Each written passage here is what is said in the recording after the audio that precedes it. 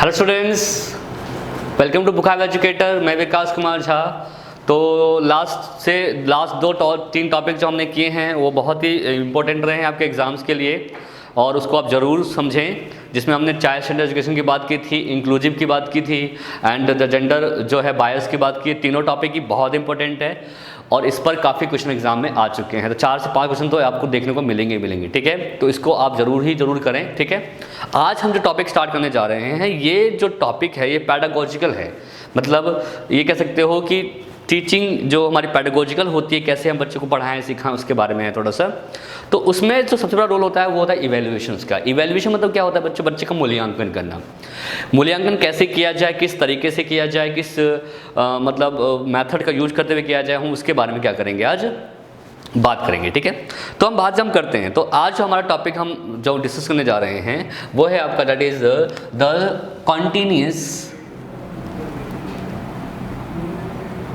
continuous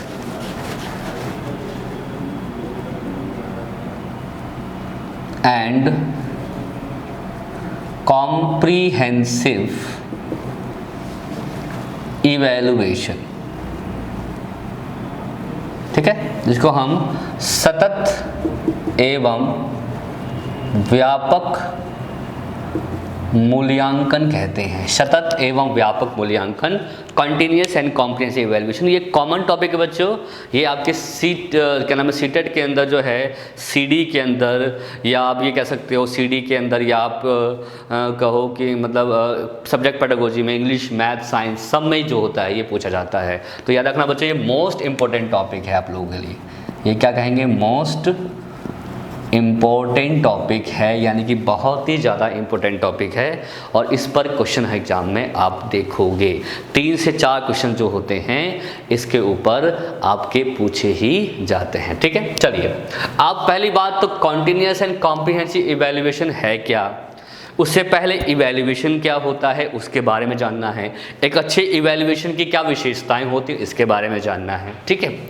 और evaluation क्या है, मेजरमेंट में डिफरेंस क्या है, इसके बारे में हमें जानना पड़ेगा, ठीक है। तो बहुत सारी बातें इसके अंदर हमें पढ़नी पड़ेंगी, ठीक है। तो पहले तो आपको बता दूं मैं, जो नेशनल करिकुलम फ्रेम आपने सुना होगा बच्चों, NCF 2005। NCF 2005 में एग्जाम रिफॉर्म के पॉइंट ऑफ व्यू से सीसी को लाया गया था। तो एग्जाम में पूछ सकता है कि सीसी कब या किस तरीके से लाया गया था। तब कहोगे भाई एनसीएफ के अंदर लाया गया था और इसका ऑब्जेक्टिव क्या था कि एज अ एग्जाम रिफॉर्म के पॉइंट ऑफ व्यू से, यानी कि परीक्षा सुधार के पॉइंट ऑफ व्यू से जो है NCF 2005 को लाया गया था कि बच्चे का सुधार करना है हमें। और सुधार करने के लिए हमें कैसे करेंगे, जब हम बच्चों का रेगुलरली टेस्ट लेंगे या रेगुलरली टेस्ट करने के साथ साथ बच्चे का ऑल काइंड ऑफ फील्ड हम जज करेंगे, ठीक है। तो एग्जाम में पूछ सकते हैं कि एग्जाम रिफॉर्म के रूप में किसको लाया गया था, तब कहोगे कॉन्टिन्यूस एंड कॉम्प्रिहेंसिव इवैल्यूएशन, और इसको शॉर्ट फॉर्म में कहते हैं CCE। क्या कहते हैं बच्चे इसको, हम CCE कहा जाता है, कंटिन्यूस एंड कॉम्प्रिहेंसिव इवैल्यूएशन, ठीक है। चलिए, सतत एवं व्यापक मूल्यांकन। तो ये है क्या, पहली बात तो हम ये जानेंगे। और इससे पहले हम ये जानेंगे कि भाई मेजरमेंट और इवैल्यूएशन, यहाँ एक वर्ड हमने यूज किया अभी, इवैल्यूएशन। तो पहले आपने देखा होगा एक वर्ड आपने सुना होगा, मेजरमेंट। मेजरमेंट क्या होती है, ठीक है, मेजरमेंट, ठीक है, जिसको हम हिंदी में कहते हैं मापन। और एक होता है जिसको बोलते हैं इवैल्यूएशन, यानी कि मूल्यांकन, ठीक है। तो मेजरमेंट जो है, मेजरमेंट केवल, याद रखना बच्चों, इसमें एक दोनों में डिफरेंस ही क्या है कि मेजरमेंट जो होता है केवल क्वांटिटेटिव होता है, यानी कि क्वांटिटेटिव ही इसको रखा जाता है।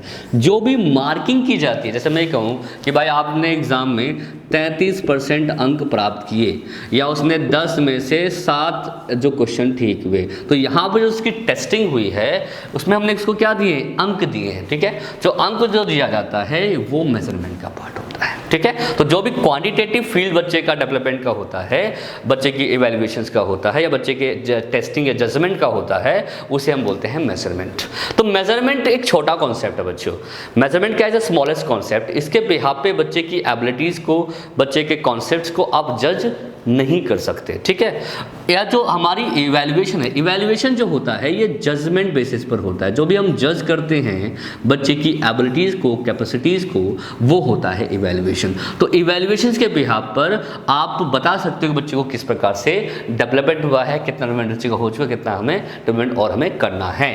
बट मेजरमेंट के बिहाफ पर, केवल मार्क्स के बिहाफ पर बच्चे के जो जजमेंट हम नहीं कर सकते। तो evaluation is the bigger word. और इवैल्यूएशन जो होता है, मेजरमेंट जो होता है, वो इवैल्यूएशन का क्या है बच्चों, एक पार्ट है, ठीक है। ये आपको याद रखना कि मेजरमेंट जो है वो इवैल्यूएशन का पार्ट होता है, ठीक है। अब इवैल्यूएशन के साथ साथ एक वर्ड और आपको सुनने को मिलता है, असेसमेंट।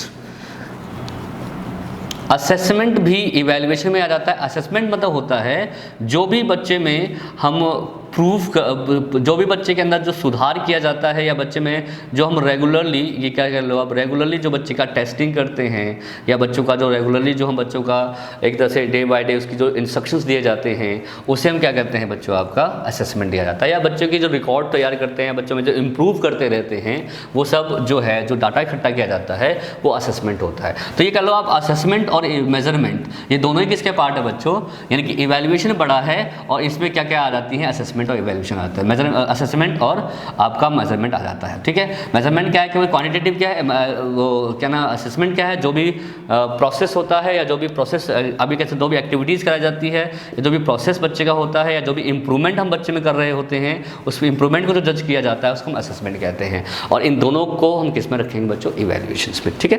तो ये क्वेश्चन एग्जाम जरूर पूछता है कि इवैल्यूएशन, मेजरमेंट क्या है और मेजरमेंट और इवैल्यूएशन में डिफरेंस क्या होता है, ठीक है। तो बड़ा वर्ड कौन सा वर्ड जो हमारा, इवैल्यूएशन, ठीक है। चलिए, आई होप कि आपको इवैल्यूएशन वर्ड समझ में आ गया होगा।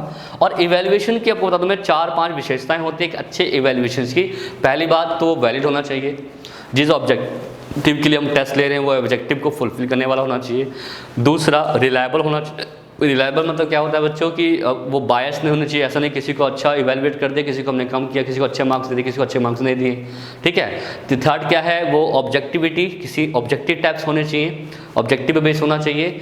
तीसरा, बच्चे के क्या नाम है आपके इफेक्टिव होना चाहिए, बच्चे इफेक्ट होना चाहिए। और कॉम्प्रीहेंसिव होना चाहिए। कॉम्प्रीहेंसिव मतलब कि बच्चे के हर एक एस्पेक्ट को क्या कर रखे, ध्यान में रखें, ठीक है। तो उसके लिए क्या है बच्चों, एक इवैल्यूएशन के अंदर क्या आया था, सीसी की बात की गई थी। सीसी मतलब क्या होता है, कॉन्टिन्यूस एंड कॉम्प्रीहेंसिव इवैल्यूएशंस कहते हैं, सतत और व्यापक मूल्यांकन। अब ये देखा गया कि बच्चों का इवैल्यूएशन ढंग से नहीं हो पा रहा। बच्चे के पहले ये तो था हाफ ईयरली टेस्ट होता था, हाफ ईयरली टेस्ट होने के बाद फिर उसको हमने रेगुलर टेस्ट होता, मतलब एक एंड में, सेशन के एंड में ले लिया, एक फाइनल एग्जाम ले लिया, बात खत्म। बट इससे बच्चे में कितने एबिलिटीज़ डेवलप हुई, बच्चा कितना कैपेबल बना, या बच्चे में कौन कौन से गुण का विकास हुआ, इसको मेजर नहीं किया जाता था।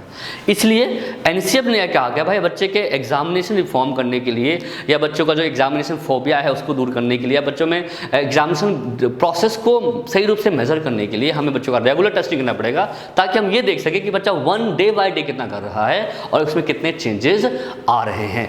इस पॉइंट ऑफ व्यू को ध्यान में रखते हुए कॉन्टिन्यूस एंड कॉम्प्रिहेंसिव इवैल्यूएशंस को लाया गया, ठीक है। इसका मोटिव ये था, परीक्षा सुधार करना, रिफॉर्म करना, और जो भी प्रॉब्लम्स हैं उसको डायग्नोसिस करना, एंड देन उसको हम रिमेडियल कर सकें, ठीक है। अब यहाँ पे देखो हम एक वन बाय वन समझेंगे कि कॉन्टिन्यूस का मतलब क्या होता है, कि भाई बच्चे का हमें क्या करना है, रेगुलर टेस्टिंग करनी है। कॉन्टिन्यूस का मतलब क्या है कि रेगुलर टेस्टिंग करनी है, यानी कि हम बच्चे का लगातार लगातार क्या करेंगे, परीक्षण करेंगे, ठीक है।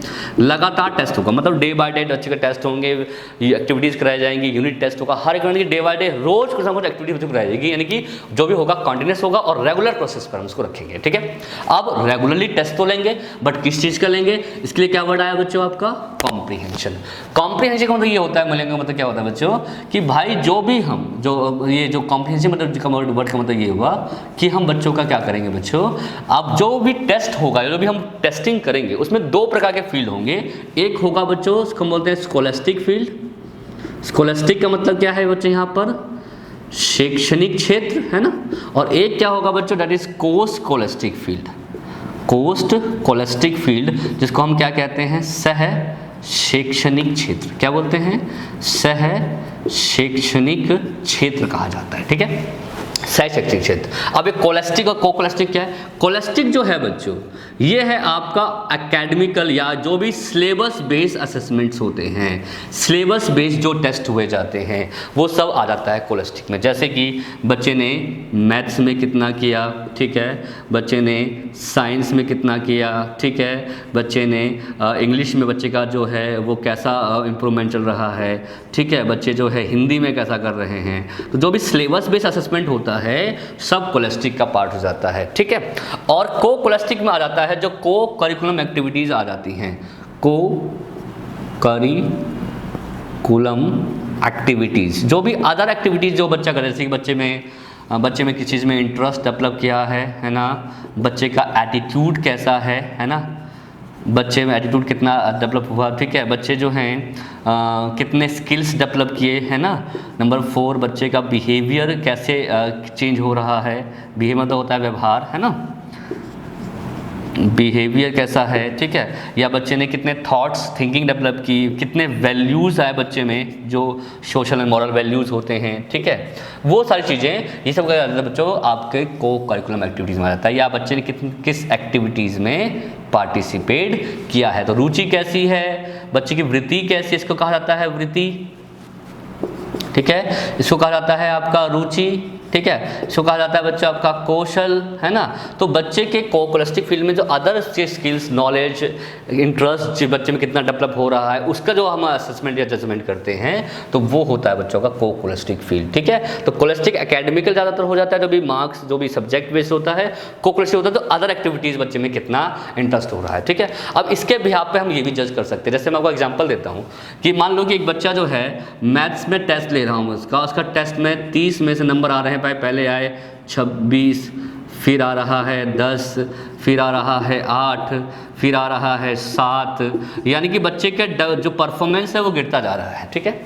तो हम देखेंगे भाई क्यों ऐसा है, ऐसा क्यों हो रहा है, बच्चे परफॉर्मेंस क्यों गिरते जा रही है, क्योंकि हम रेगुलर टेस्ट ले रहे हैं तो परफॉर्मेंस क्या हो रही है, जा रही है। तो हम बच्चे का डायग्नोसिस करेंगे, रिमेडियल करेंगे, भाई क्यों ऐसा हो रहा है, क्या हो सकता है उसका इंटरेस्ट नहीं आ रहा हो। इसका रीज़न क्या हो सकता है कि बच्चे ने इंटरेस्ट नहीं डेवलप किया है, या बच्चा जो है परफॉर्मेंस अच्छा नहीं दे पा रहा है, क्यों, क्योंकि वो उसमें इंटरेस्ट नहीं ले रहा है। हम उसमें इंटरेस्ट डेवलप करेंगे, उसको हम सिखाएंगे, पढ़ाएंगे, टीचिंग को और ईजीएस्ट तरीके से उसको बताएंगे ताकि वो उसमें इंटरेस्ट आए। तो हम इंटरेस्ट डेवलप करते हैं, उसको टास्क कराते हैं, तो बच्चे को टास्क कराया जाता है, ठीक है। तो अब उसके नंबर कैसे आ रहे हैं, अब हम टेस्ट ले रहे हैं तो 30 में से 15, ठीक है, 17, ठीक है, 18, यानी कि अभी देखेंगे हाँ बच्चा जो है इंटरेस्ट ले रहा है, बच्चे में स्किल्स जो हो रहे हैं वो डेवलप हो रहे हैं। तो कोलेस्टिक होता है अदर फील्ड जो अदर एक्टिविटीज बच्चों का करता है, और कोलेस्टिक मतलब क्या होता है, जो भी सिलेबस बेस्ड असेसमेंट होता है वो इसमें रखा जाता है, ठीक है। तो ये तो हो गया कॉम्प्रिहेंसिव, यानी कि बच्चे के अलग अलग फील्ड के टेस्ट लिए जाएंगे। अब आता है बच्चों इवैल्यूएशन।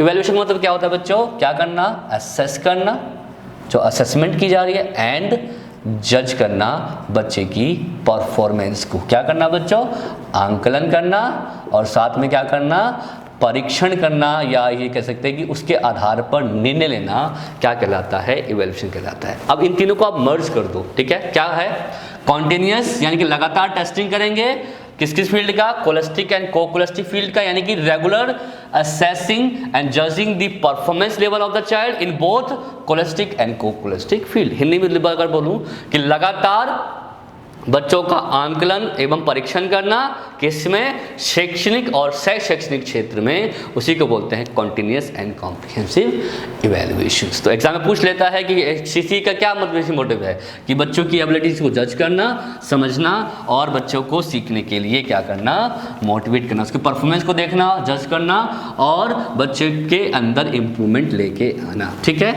तो बेसिकली इसके जो सीसी होते हैं इसमें 3 वर्ड आपको याद रखना है। 3 वर्ड पर इसका जो ऑब्जेक्टिव है 3 वर्ड है। पहला ऑब्जर्वेशन, ऑब्जर्व करना, ठीक है, उसके बाद रिकॉर्ड तैयार करना, एंड देन इम्प्रूव करना। इसके 3 मोटिव हैं बच्चों। पहले ऑब्जर्व करो, अवलोकन करो, बच्चे ने कितना कैसे काम कर रहे हैं, उसके बिहाफ पे आप क्या करो, रिकॉर्ड्स तैयार करो, है ना, एंड देन उस रिकॉर्ड्स के आधार पर बच्चे में क्या लेके आओ, इम्प्रूवमेंट मतलब क्या होता है बच्चों, उसमें क्या लेके आ जाए, सुधार लेके आ जाए। तो एग्जाम में पूछे कौन से 3 वर्ड्स बेसिकली इसमें आ जाते हैं, तो बताओगे ऑब्जर्व्स, रिकॉर्ड्स एंड इम्प्रूव। ठीक है, अब ये जो देखो बच्चों, ये जो इवेल्युएशंस हैं इसके बहुत सारी विशेषताएं होती हैं। ठीक है, विशेषताएं क्या होती हैं देखेंगे।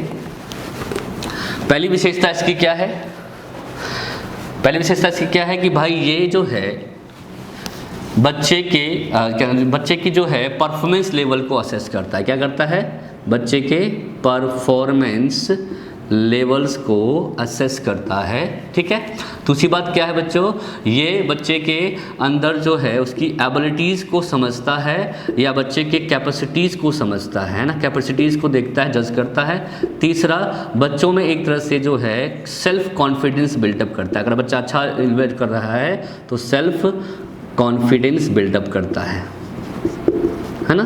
सेल्फ कॉन्फिडेंस मतलब क्या होता है, आत्म जो है बच्चे में जो विश्वास का निर्माण करता है और बच्चे की एबिलिटीज़ को, परफॉर्मेंस को जो है, जो बच्चे की होलिस्टिक एबिलिटीज़ होती है। होलिस्टिक मतलब बच्चे का जो सर्वांगीण जो रूप होता है, सर्वांगीण विकास को क्या करती है, ये मेजर करती है। ठीक है, ये आपको याद रखना है। अब ये जो सीसी है उसमें दो प्रकार के इवेल्युएशंस आ जाते हैं, जिसको हम टाइप ऑफ इवेल्युएशन या टाइप ऑफ सीसी कह सकते हैं। दो तरह के होते हैं और ये बहुत एग्जाम में आ जाता है, याद रखना। एक है बच्चों हमारे इसको बोलते हैं फॉर्मेटिव असेसमेंट और एक होता है जिसको हम कहते हैं समेटिव असेसमेंट। ये एग्जाम में 100% आता है। फॉर्मेटिव क्या है और समेटिव क्या है। फॉर्मेटिव कहते हैं इसको फॉर्मेटिव असेसमेंट, ठीक है, और एक होता है बच्चों जिसको बोलते हैं समेटिव असेसमेंट।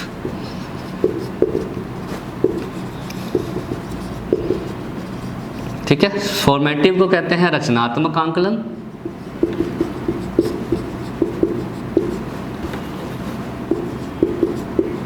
ठीक है, और समेटिव को बोलते हैं बच्चों योगात्मक आंकलन। ठीक है, फॉर्मेटिव जो है बच्चों इसको बोलते हैं ड्यूरिंग द प्रोसेस। जो भी हम ड्यूरिंग द प्रोसेस बच्चों का टेस्ट ले रहे होते हैं, जैसे वीक टेस्ट ले लिया, कभी क्लास टॉपिक कराया उसके पास उस बच्चे से क्वेश्चन पूछ लिए, कोई एक्टिविटीज़ करा दी या कोई बच्चे को टास्क होमवर्क दे दिया, ये सब जो होता है फॉर्मेटिव में आ जाता है। फॉर्मेटिव मतलब क्या होता है बच्चों, during the process, during the process, प्रक्रिया के दौरान। क्या बोलते हैं इसको हम, ड्यूरिंग द, क्या है बच्चों, प्रक्रिया जो प्रोसेस चल रहा है प्रक्रिया के दौरान। ठीक है, इसको हम बोलते हैं प्रक्रिया के दौरान, ड्यूरिंग द प्रोसेस। ठीक है, अच्छा, और इसी को हम बोलते हैं बच्चों फॉर्मेटिव असेसमेंट्स को याद रखना बच्चों, इसको कहा जाता है असेसमेंट फॉर लर्निंग। बच्चे तो सीखने के लिए जो उसका आंकलन करते हैं इसको बोलते हैं सीखने के लिए आंकलन। ठीक है, इसको हम असेसमेंट फॉर लर्निंग करते हैं। जो असेसमेंट करते हैं बच्चों को लर्निंग कराने के लिए, लर्निंग करने के लिए जो असेसमेंट की जाती है ये होता है। ठीक है, और इसका बेसिकली ऑब्जेक्टिव होता है बच्चे के प्रॉब्लम्स को डायग्नोसिस करना कि बच्चे में प्रॉब्लम कहाँ आ रही है, डायग्नोसिस होता है निदान करना, एंड देन उसको क्या करना बच्चों, रेमेडियल देना। रेमेडियल मतलब होता है उपचार, डायग्नोसिस मतलब क्या होता है बच्चों, निदान करना, और इसका मतलब क्या होता है बच्चों, दैट इज उपचार प्रदान करना। ठीक है, तो ये डायग्नोसिस और रेमेडियल्स के लिए होता है। ठीक है, चलिए, और इसे भी याद रखो, यानी कि कहीं ना कहीं इसका मेन ऑब्जेक्टिव बच्चों के अंदर इम्प्रूवमेंट लाना है। इम्प्रूवमेंट यहाँ पर क्या है बच्चों, सुधार, और ये रेगुलर प्रोसेस पर होता है, लगातार होता है फॉर्मेटिव असेसमेंट। ठीक है, पहले तो हालांकि 4 असेसमेंट फॉर्मेटिव, 2 समेटिव हुआ करते थे, हालांकि अब तो ये सीसी हट ही गया है, बट क्वेश्चन एग्जाम में इस पे जरूर आते हैं। तो 40% जो रेशियो होता था एग्जाम्स में वो फॉर्मेटिव का, और रेस्ट 60% जो था वो इसका था। ये आपको याद रखना है। ठीक है, फॉर्मेटिव से समेटिव बनता है, याद रखना बच्चों, फॉर्मेटिव ही क्या बन जाता है, समेटिव बन जाता है। तो याद रखना फॉर्मेटिव समेटिव एक दूसरे के क्या होते हैं, वाइस वर्सा होते हैं। ठीक है, चलिए दूसरी बात, अभी देखो बच्चों इसमें कौन कौन से फॉर्मेटिव के एग्जाम्पल्स क्या क्या है। जैसे इसमें आ जाता है कौन सा, डे टेस्ट, वीक टेस्ट, जो भी वीक में टेस्ट लिया जाता है, वीक मतलब होता है साप्ताहिक परीक्षा। ठीक है, इसमें आता है बच्चों आपका डेट इज़ जो भी क्वेश्चनिंग की जाती है, क्वेश्चन आंसर जो हो गए हैं ना, उसमें आता है क्विज कॉम्पिटिशन जितने भी होते हैं। इसके अलावा बच्चों को जो होमवर्क दिया जाता है ना, या बच्चों को कोई भी प्रोजेक्ट हम दे रहे हैं उस पर हम चर्चा करते हैं। ठीक है, ये सब जो है रिकॉर्ड्स जो तैयार किए जाते हैं, या एनेक्डोटल रिकॉर्ड्स आपने सुना होगा, एक जो एक किसी बच्ची पर्टिकुलर घटना बताई होती है जिसको हम एनेक्डोटल रिकॉर्ड्स कहते हैं, टोटल, ठीक है। ये सब जो होते हैं आपके इसी में इंक्लूड हो जाते हैं। वीक टेस्ट, डे टेस्ट, ठीक है, ये सब जो है फॉर्मेटिव असेसमेंट के पार्ट होते हैं, ठीक है। ये चीज़ आपको याद रखना है। तो फॉर्मेटिव होता है ड्यूरिंग द प्रोसेस, और असेसमेंट फॉर लर्निंग, जो सीखते हुए बच्चों का असेसमेंट हम कर रहे हैं, वो फॉर्मेटिव का पार्ट होता है, ठीक है। अगला है समेटिव। समेटिव देखिए क्या होता है। समेटिव होता है at the end of the session, at the end of the session, जो भी सत्र के अंत में, क्या लिखोगे, सत्र के क्या है, अंत में हो रहा है, वो होता है आपका असेसमेंट फॉर, समेटिव असेसमेंट कहते हैं। समेटिव तो क्या होता है कि जिसको हम सबमिट कर चुके हैं, जिसको हम सौंप चुके हैं, ठीक है। तो इसको रचनात्मक बोलते हैं, इसको बोलते हैं योगात्मक, इसको हम संकलनात्मक, इसको हम संकलनात्मक आंकलन भी कह सकते हैं। संकलनात्मक आंकलन, फॉर्मेटिव असेसमेंट, रचनात्मक, संकलनात्मक आंकलन भी इसको आप कह सकते हो। आई होप इसको कहते हैं, इसको कहते हैं रचनात्मक, इसको कहते हैं, याद रखो बस इसको हम समेटिव कहते हैं, ठीक है। दूसरा इसका जो होता है, ये होता है बच्चों असेसमेंट, इसको मतलब असेसमेंट फॉर लर्निंग, ये होता है असेसमेंट, ठीक है, of learning, assessment of learning, यानी कि सीखने का आंकलन, ठीक है, क्योंकि ये तो अंत में हो रहा है, जो सीखने का आंकलन की तो बच्चा सीख चुका है, तो सीखने का जो आंकलन किया जाता है उसको हम इसमें रखते हैं, ठीक है। इसके बिहाफ पर देखो बच्चों, इसके बिहाफ पर बच्चे को हम ग्रेड या प्रमोट नहीं कर सकते, बट इसके बिहाफ पे बच्चे को हम आगे प्रमोट कर सकते हैं, यानी कि आप बच्चे को आप प्रमोट कर सकते हो, और इसके अंदर बच्चे को आप ग्रेड भी दे सकते हो। फाइनल ग्रेड जो बच्चे को हम देते हैं, ग्रेड भी इसमें दिया जा सकता है। और इसमें जो बच्चे का हम क्या करते हैं, ऑल ओवर डेवलपमेंट, यानी कि ऑल ओवर फील्ड जो होता है वो चेक करते हैं कि बच्चा मैथ्स में कैसा है, इंग्लिश में कैसा है, ठीक है। हर एक फील्ड को इसके अंदर देखा जाता है, ठीक है। और इसमें जो है बच्चे का जो बेसिकली ओवरऑल परफॉर्मेंस बच्चा कैसा दे रहा है उसके बारे में बात की जाती है, ठीक है। ये क्योंकि क्या है बच्चा आपका समेटिव है, ठीक है। अब इसके एग्जाम्पल देख लेते हैं कौन कौन से आ जाते हैं। इसमें जैसे आ जाता है आपका टर्म टेस्ट, है ना, टर्म जो सत्र परीक्षा होते हैं, इसमें आता है बच्चों आपका जो एनुअल एग्ज़ाम है, एनुअल एग्ज़ाम, ठीक है। इसमें आता है बच्चों आपका दैट इज़ एनुअल एग्ज़ाम हो गया, टर्म टेस्ट हो गया। इसमें आता है आपका जो भी हाफ ईयरली एग्ज़ाम है, टर्म टेस्ट में आ गया। ये स्टैंडर्डाइज टेस्ट इसमें आ जाएगा, स्टैंडर्डाइज टेस्ट,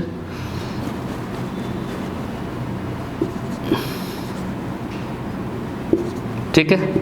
जो होता है इसको हम बोलते हैं आपका मान्यकृत परीक्षण, मान्यकृत परीक्षण कहा जाता है, जो ये एंड ऑफ द सेशन लिया जाता है। स्टैंडर्डाइज टेस्ट वो टेस्ट होते हैं जो सबके लिए एक जैसे होते हैं, जिसका पर्टिकुलर क्या होता है, एक स्टैंडर्ड होता है, ठीक है। जो पर्टिकुलर बोर्ड जो एग्जाम लेती है वो स्टैंडर्डाइज टेस्ट के अंदर आपकी आ जाती है, ठीक है।